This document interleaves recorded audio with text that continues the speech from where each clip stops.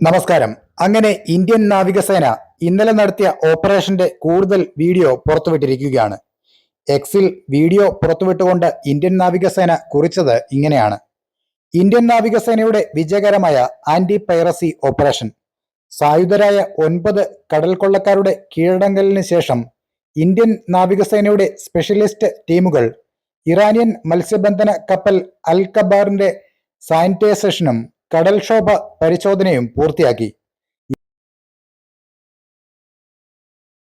23 പാകിസ്ഥാൻ പൗരന്മാർ അടങ്ങുന്ന ജീവനക്കാരെ അവരുടെ മത്സ്യബന്ധന പ്രവർത്തനങ്ങൾ തുടരുന്നതിന് ബോട്ട് ക്ലിയർ ചെയ്യുന്നതിന് മുൻപ് സമഗ്രമായ മെഡിക്കൽ പരിശോധനയ്ക്ക് വിധേയരാക്കി. 2022 മാരിടൈം ആന്റി പൈറസി ആക്ട് അനുസരിച്ച് കൂടുതൽ നിയമ നടപടികൾക്കായി കടൽ കൊള്ളക്കാരെ ഇന്ത്യയിലേക്ക് കൊണ്ടുവരുന്നുവെന്നും ഇന്ത്യൻ നാവികസേന എക്സിൽ കുറിച്ചു. അതേസമയം ഇന്ത്യൻ നാവികസേന രക്ഷപ്പെടുത്തിയ പാകിസ്ഥാൻ പൗരന്മാർ ഇന്ത്യക്ക് നന്ദി പറയുകയും ഇന്ത്യക്ക് മുദ്രാവാക്യം വിളിക്കുകയും ചെയ്തുകൊണ്ട് സ്നേഹം പ്രകടിപ്പിച്ചു. അതിന്റെ വീഡിയോ കാണാം. ജയ് ഹിന്ദ്.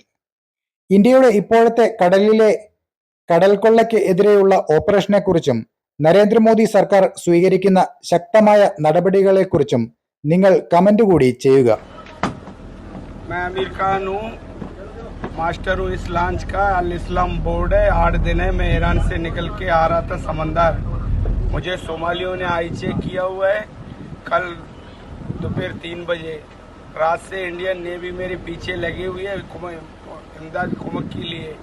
पूरी रात इन लोगों ने मगजमारी की, जोर लगाया सोमालियों से। आज पूरी दिन अभी दिन की 4 बजे होने वाली है। इंडियन नेवी ने मुझे आज़ाद कर दिया। सोमालियों को निकाल दिया है। अभी मैं आज़ाद हूँ। इंडियन नेवी का शुक्रिया। इंडिया जिंदाबाद।